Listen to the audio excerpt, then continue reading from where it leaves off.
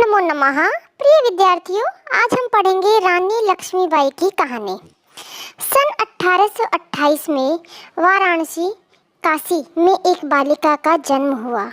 उसका नाम रखा गया मणिकर्णिका, जिसे घर के लोग प्यार से मनु बुलाते थे। पिता का नाम मोरोपंत और माता का नाम भागीरथी था। मनु बचपन से ही बहुत चंचल और साहसी थी। वह साधारण लड़कियों की तरह गुड़ियों से नहीं खेलती थी, बल्कि घुड़सवारी करना, तलवार चलाना, तीर कमान और अखाड़े में व्यायाम करना उसे ज़्यादा पसंद था। बचपन में ही उसने नाना साहब पेशवा तथा तात्या टोपे जैसे दोस्त के साथ युद्ध कला सीखी। लेकिन दुख की बात यह है कि जब मनु छोटी ही थी तभी उसकी माता का देहांत हो गया। पिता ने ही उसका पालन पोषण किया और उसे हमेशा वीरता और धर्मनिष्ठा का संस्कार दिया। बड़े होने पर मनु का विवाह झांसी के राजा गंगाधर राव से हुआ और विवाह के बाद उनका नाम पड़ा लक्ष्मीबाई। वे अब झांसी की रानी कहलाने लगी। लेकिन किस्मत ने यहाँ भी कठिन परीक्षा ली। विवाह के कुछ वर्षों बाद उनका बेटा पैदा हुआ, परंतु जल्द ही उसकी मृत्यु हो गई। दुखी राजा गंगाधर राव ने एक दत्तक पुत्र दामोदर राव गोद लिया। लेकिन कुछ ही समय बाद राजा का भी देहांत हो गया। अब झांसी की रानी अकेली रह गई। अंग्रेजों की ईस्ट इंडिया कंपनी ने लैक्स पॉलिसी के अंतर्गत झांसी को हड़पने की कोशिश की।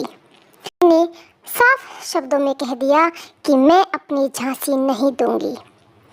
सन 1857 का प्रथम स्वतंत्रता संग्राम शुरू हुआ। रानी लक्ष्मीबाई ने तलवार उठाई और वीर सैनिकों की एक सेना तैयार की। उसके साथ झलकारी बाई, सुंदर, मुंदर, गुलाम गौस खां जैसे बहादुर साथी थे। रानी घोड़े पर सवार होकर दामोदर राव को अपनी पीठ पर बांधकर युद्ध के मैदान में उतरी। उनकी बहादुरी देखकर अंग्रेज भी दंग रह गए। रानी की सेना ने झांसी को बचाने के लिए पूरी ताकत झोंक दी।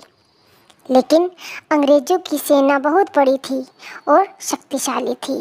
कई दिनों तक युद्ध चलता रहा। झांसी की दीवारें टूट गई। रानी को अपने बेटे को बचाने के लिए किले के बाहर जाना पड़ा। वे कालपी और फिर ग्वालियर पहुंची। ग्वालियर में भी उन्होंने अंग्रेजों से भीषण युद्ध किया।